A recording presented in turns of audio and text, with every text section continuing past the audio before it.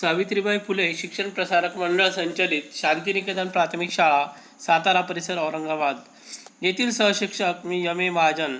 Subject general science, standard 6, lecture number 8. Topic name disaster management. तर disaster management हा पाठ मी तुम्हाला आज शिकवणार आहे. Can you tell what events do you see in the picture? तुम्ही सांगू शकता का या पिक्चरमध्ये, या चित्रामध्ये कोणकोणते इव्हेंट्स तुम्हाला दिसत आहेत? पहिला आहे अर्थक्विक म्हणजे भूकंप. पहिल्या चित्रामध्ये तुम्हाला इथं भूकंप झाल्याचं दिसतंय, त्यामुळे घरांची पडझड झालेली आहे. दुसरं आहे दुष्काळ पडलेला आहे इथं. तिसरं चित्र आहे त्याच्यामध्ये फ्लूड आलेला आहे, म्हणजे पूर आलेला आहे. पुरामध्ये घरदारं, पावसामुळे घरदारं पाण्यामध्ये गेलेली आहेत. त्यानंतर पुढचं जे चित्र आहे ते आहे ज्वालामुखीचं. त्याच्यानंतर पुढचं चित्र आहे हे वादळाचं चित्र आहे. आणि हे आग लागल्याचं चित्र आहे, वणवा पेटल्याचं चित्र आहे. आणि हे आहे ज्वालामुखीचं चित्र. तर अशा प्रकारे विविध प्रकारचे इव्हेंट्स, घटना घडत असतात. What would you have done in this situation? तुम्ही अशा परिस्थितीमध्ये तुम्ही काय कराल? अशा परिस्थितीमध्ये आपल्याला निसर्गाला तोंड द्यावं लागतं, सामोरं जावं लागतं. Have you experience such a situation your self? तुम्ही अशी काही आपत्ती असलेली सिच्युएशन तुम्ही कधी अनुभवली आहे का? तर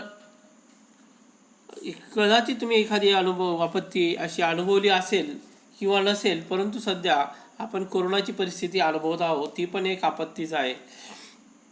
व्हाय डू दीज इव्हेंट्स ऑकर? हे असे प्रकारचे इव्हेंट्स का येतात? तर हे नैसर्गिक बदल होत असतात, त्यामुळे अशा प्रकारचे इव्हेंट्स, अशा प्रकारच्या घटना या घडत असतात. आता बघा डिसेस्टर. डिसेस्टर म्हणजे आपत्ती. In 1993 many people died due to the earthquake in Killari in Latur district.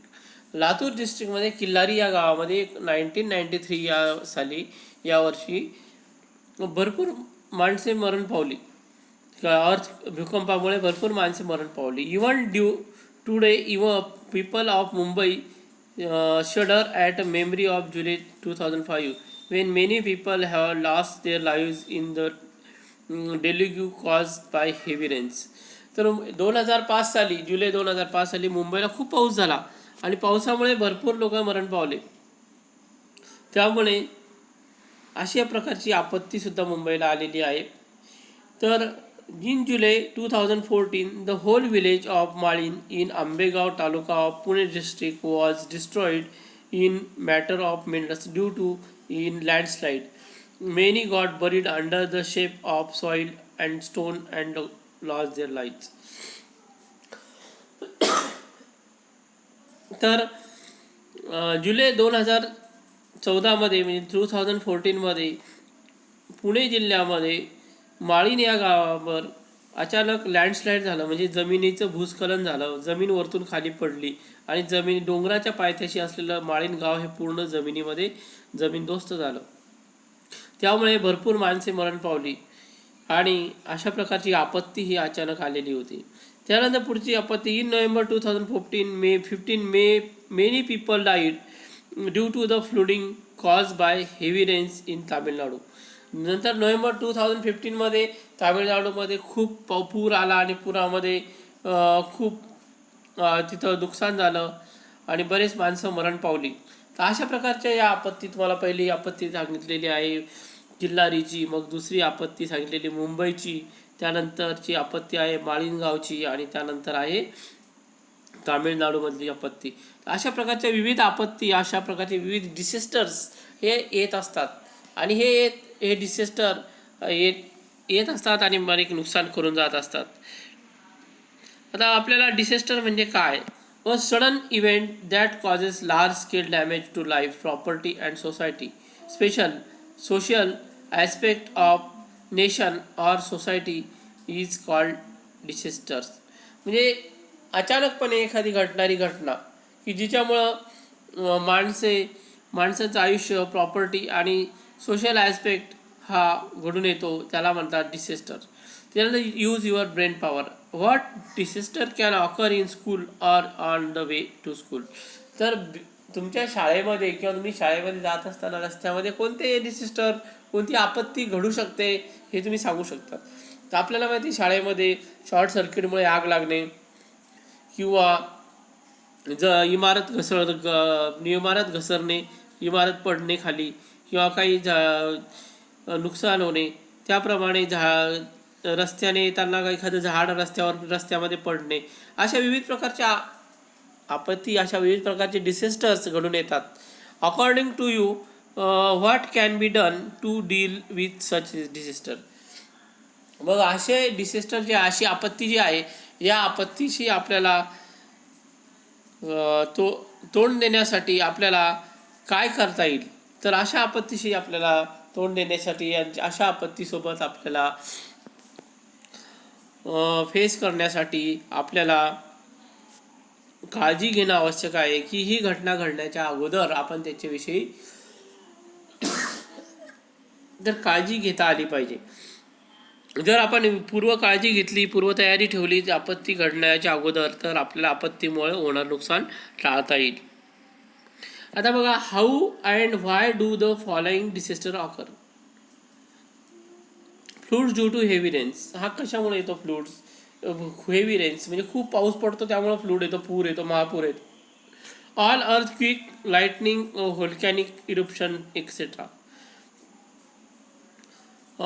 भूकंप होणे, विजा पडणे, व्होल्कॅनिक इरप्शन म्हणजे ज्वालामुखी, अशा प्रकारचे हे डिसेस्टर आहेत. फॉरेस्ट फायर, जंगलामध्ये वणवा लागणे. Increase risk due to high density of population in limited area, म्हणजे कमी जागेमध्ये भरपूर लोकसंख्या वाढणे, त्यामुळे रिस्क वाढते. रॅम्पंट अँड इरेग्युलर कन्स्ट्रक्शन्स, म्हणजे चुकीचे बांधकाम करून ठेवणे घरांचे, त्यामुळे घरं, इमारती मोठमोठ्या चुकीच्या पद्धतीने बांधकाम केल्यामुळे सुद्धा आपत्ती निर्माण होते. इकॉलॉजिकल इम्बॅलन्स झाल्यामुळे सुद्धा आपत्ती निर्माण होते. Terrorism, raids and crimes resulting in bomb explosion, assaults, fire and accident etcetera.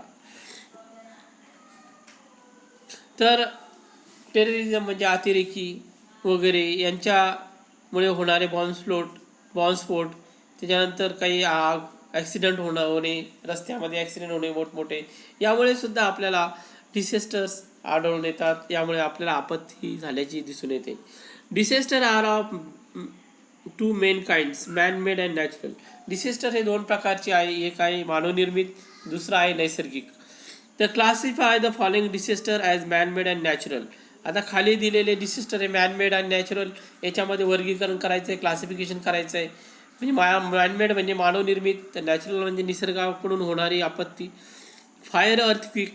Fire he natural असू शकते, कधी ती मॅनमेडही असू शकते. अर्थक्विक हा नॅचरल आहे. Leakage of chemical gases. Leakage of chemical gases ही जी डिसेस्टर आहे हा मॅनमेड डिसेस्टर आहे. फ्लूड्स, आता पूर येणे हे नॅचरल डिसेस्टर आहे. सुनामी हा नॅचरल डिसेस्टर आहे. बॉम्ब एक्सप्लोजन हे मॅनमेड डिसेस्टर आहे. तर कोलॅप्स ऑफ बिल्डिंग्स हे मॅनमेड डिसेस्टर आहे. वार, फॉरेस्ट फायर वगैरे हे सुद्धा मॅनमेड डिसेस्टर आहे आणि फॉरेस्ट फायर हे नॅचरल डिसेस्टर आहे. अशा प्रकारे मॅनमेड डिसेस्टर, नॅचरल डिसेस्टर आपण याचा डिफरन्स करू शकतो.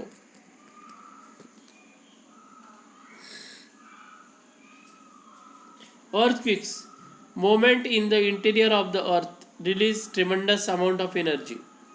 पृथ्वीच्या भूगर्भामध्ये काहीतरी हालचाली होतात आणि हालचाली झाल्यामुळे मोठ्या प्रमाणात एनर्जी बाहेर पडते. This causes seismic waves leading to moment of the earth surface like tremors, shaking, cracking etcetera.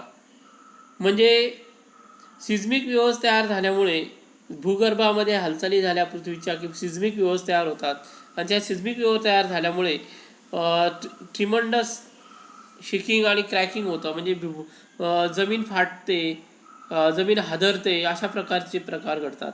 Such vibrations are quaking in the earth's crust is known as an earthquake.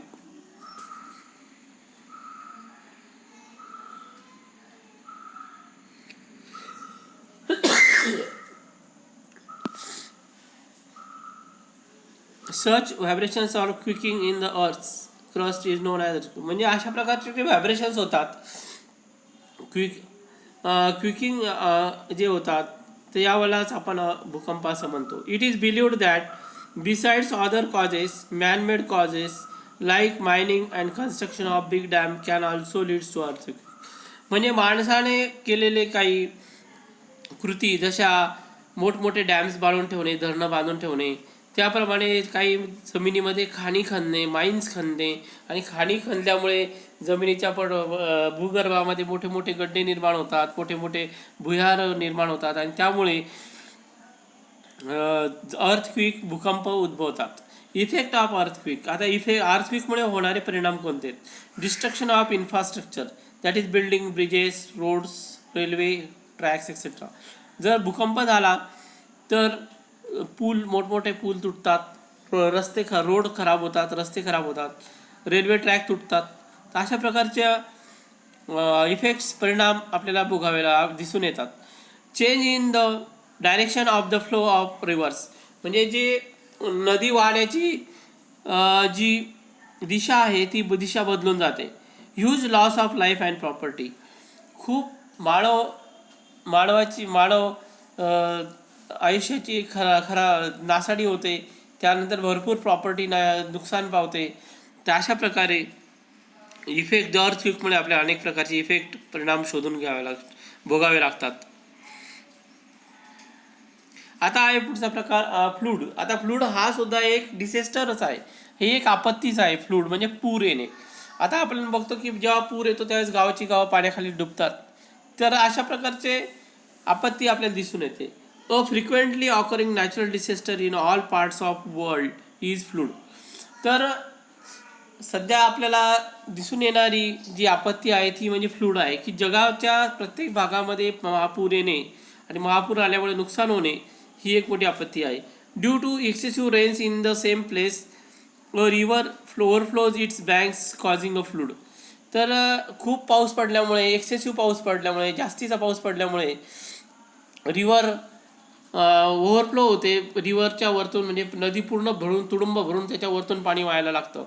The water drainage system is in big cities fall short when there is heavy rainfall resulting in choking of gutters and drainage lines.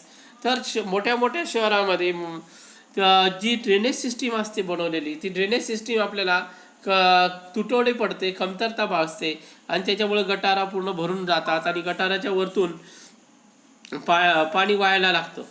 तर अशा प्रकारे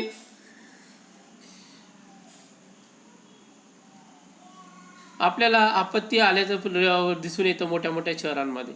water overflows on to the roads and surrounding areas and even enters nearby houses. तर याच्यामुळे जर रोडवर पाणी येतं, रस्त्यावर पाणी येतं, रस्त्यावरून पाणी घरामध्ये येतं आणि घरामध्ये आल्यामुळे पाणी घरात नुकसान होतं, घरात आपण राहू शकत नाही. अशा प्रकारचे आपत्ती मोठी निर्माण होते. Effect of fluid. आता म्हणजे पुराचे महापरिणाम काय आहेत, फ्लूडचे परिणाम काय आहेत महापुराचे? Huge loss to life and property. खूप मोठी जीवितहानी होते, लाईफ आणि मोठ्या प्रकारे नुकसान होतं. त्यानंतर आहे सॉईल इरोजन. म्हणजे जी जमीन आहे, माती आहे, ती वाहून चालली जाते. वाहून गेल्यामुळे माती तिथे खडक निर्माण होतो आणि तिथं परत झाडं वगैरे पीक वगैरे उगवू शकत नाही. Destruction of standing crops. जे उभं पीक आहे त्याचं डिस्ट्रक्शन होतं. After effects of floods like spread of diseases and epidemics affecting the health of the people. तर जे फ्लूडचा अफेक्ट आहे, परिणाम आहे, त्याच्यामुळे रोगराई पसरते. त्यानंतर माणसाच्या आरोग्यावर परिणाम होतो, तर आरोग्य खराब होतं. अशा प्रकारे फ्लूडचे अनेक दुष्परिणाम आपल्याला दिसून येतात. फ्लूड म्हणजे पूर येणे. यामुळे विविध प्रकारच्या आजार वगैरे यांना आपल्याला तोंड द्यावं लागतं. घरामध्ये असलेलं अन्नधान्य सगळं सोडून जातं, खराब होतं. मुख्य जनावरं वगैरे गाई, बैल, म्हैस यांनासुद्धा त्रास होतो. आता आहे स्टॉर्म. स्टॉर्म म्हणजे वादळ. The formation of high low air pressure belts in the atmosphere causes changes in weather resulting in strong winds and storms. म्हणजे जे हाय आणि लो प्रेशर बेल्ट्स आहेत, म्हणजे दाब, जो हवेचा दाब आहे तो कमी जास्त ठिकाणाहून तो कमी जास्त झाल्यामुळे जास्त दाबाकडची हवा ही कमी दाबाकडे जाते आणि यामुळे आपल्याला स्टॉर्म म्हणजे वादळ आल्याचं जाणवतं. मग वादळाचे दुष्परिणाम कोणते? Great damage in the storm affected region. तर म्हणजे नुकसान होतं जिथं वादळ येतं तिथं. Tremendous losses of life and property, जीवितहानी होते आणि प्रॉपर्टीचं नुकसान होतं. डिस्ट्रप्शन ऑफ इलेक्ट्रिक सप्लाय तुटून जातो, इलेक्ट्रिक सप्लाय नाहीसा होतो. Disruption of transport and communication, तर म्हणजे वाहतूक यंत्रणा आणि कम्युनिकेशन हे याचं नुकसान होतं आणि ते तुटून जातं, त्यामुळे वाहतूक होत नाही, कम्युनिकेशन लवकर होत नाही. असे वादळाचे अनेक दुष्परिणाम आहेत. Forest fire is an uncontrolled fire in forest, pasture, or grassland due to natural or man-made causes. Forest fire spread at tremendous speed. तर बघा, जी फॉरेस्ट फायर आहे याच्यामुळं अनकंट्रोल फायर जंगलामध्ये फॉरेस्टमध्ये तयार होते. वणवा पेटतो आणि वणवा पेटल्यावर तो लवकर विजत नाही. एक झाडापासून दुसऱ्या झाडापासून अनेक झाडे पेटायला सुरुवात होतात आणि या अनेक झाडांची पेटल्यामुळे ते आग लवकर कंट्रोलमध्ये येत नाही आणि खूप जंगल पेटून सगळी जनावरं मरतात, प्राणी मरतात, त्यानंतर मनुष्य वस्तीसुद्धा जळते. असे विविध प्रकारचे परिणाम तिथं होतात. Effect of forest fire, great damage to natural wealth and biodiversity. तर नॅचरल वेल्थचं नुकसान होतं आणि बायोडायव्हर्सिटीचं नुकसान होतं. पोल्युशन ऑफ एअर, हवेचं प्रदूषण होतं फॉरेस्ट फायरमुळे. How many childrens are there in your class at present. आता आपल्या वर्गामध्ये किती मुलं आहेत? 30 स्टुडंट्स आहेत. What would happen if 5 times this number sat in your class. जर 5 पट अशी संख्या जर वाढवली मुलांची आहे त्यापेक्षा, तर काय होईल? Which kinds of disaster can occur in extremely crowded place. तर अशा जास्त वर्गामध्ये विद्यार्थी संख्या झाली तर कोणत्या प्रकारचा डिसेस्टर आढळून येईल? तर तिथं आपल्याला अनेक विद्यार्थी संख्या जास्त वाढल्यामुळे वर्गामध्ये गुदमरून जातील विद्यार्थी, हवा येणार नाही आणि त्यामुळे डिसेस्टर आपल्याला आढळून येईल. डिसेस्टर मॅनेजमेंट म्हणजे काय आता ते बघणार आहोत आपण. डिसेस्टर मॅनेजमेंट कशाला म्हणायचं? आपत्ती व्यवस्थापन. डिसेस्टर मॅनेजमेंट म्हणजे आपत्ती व्यवस्थापन. Community participation and disaster management are closely related. Taking steps to prevent disasters, making plans to face disasters and developing the capacity for that is called disaster management. म्हणजे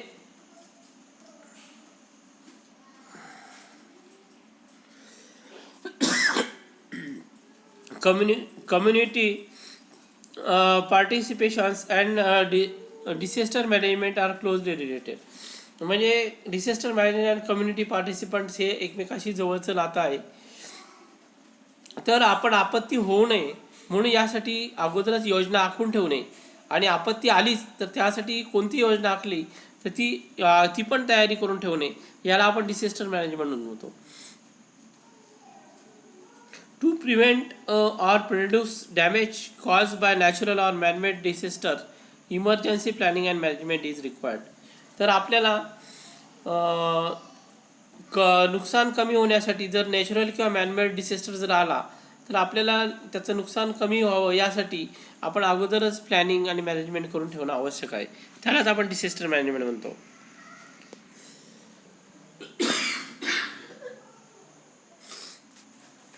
institute at work. आता disaster मॅनेजमेंटसाठी, आपत्ती व्यवस्थापनासाठी कोणते institute काम करत आहेत? The national disaster management authority was established in 2005. It undertakes planning and implementation of disaster management work. तर national disaster management authority यांनी 2005 प्लॅनिंग आणि इम्प्लिमेंटेशन ऑफ डिसेस्टर मॅनेजमेंट वर्कसाठी त्यांनी एक कमिटी स्थापन केली, इन्स्टिट्यूट स्थापन केलं. त्याला नॅशनल डिसेस्टर मॅनेजमेंट असं म्हणतात. Always remember, during a disaster helping and supporting each other is our moral responsibility. जर ज्यावेळेस आपत्ती येते त्यावेळेस आपण एकमेकाला मदत करणे आणि एकमेकाला सहाय्य करणे ही आपली रिस्पॉन्सिबिलिटी आहे, ही आपली जबाबदारी आहे. आता बघा, contact them for disaster management. ज्यावेळेस डिसेस्टर येतं त्यावेळेस आपण कोणाशी संपर्क साधू शकतो फोनवरून. तर बघा, पोलीस यांचा फोन नंबर दिलेला आहे 100-100. 100 नंबरवर कॉल करून आपण पोलिसांना तात्काळ बोलू शकतो.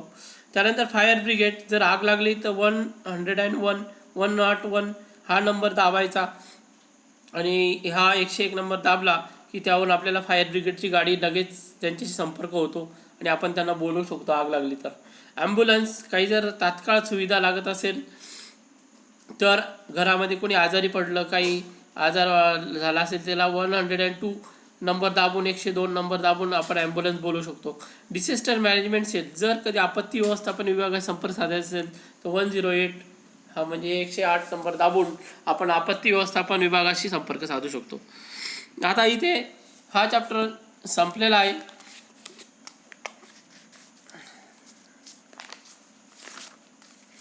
याचा पार्ट 1 इथे संपलेला आहे. यानंतर आपण पुढील लेक्चर नंबर 9 मध्ये टॉपिक नेम डिसेस्टर मॅनेजमेंटमध्ये पार्ट 2 हा शिकणार आहोत. त्यामध्ये आपण रिमिडियल अँड प्रिव्हेंट मेजर्स शिकणार आहोत. त्यानंतर आपण फर्स्ट एड विषयीची माहिती शिकणार आहोत. याविषयीची माहिती आपण पुढील चॅप्टरमध्ये शिकणार आहोत. तर हा व्हिडिओ तुम्हाला आवडला असेल तर याला लाईक करा. आमचे SPSPM औरंगाबाद हे चॅनल सबस्क्राईब करा. थँक्यू. आणि इतरांसोबत सुद्धा शेअर करा. थँक्यू. Good day.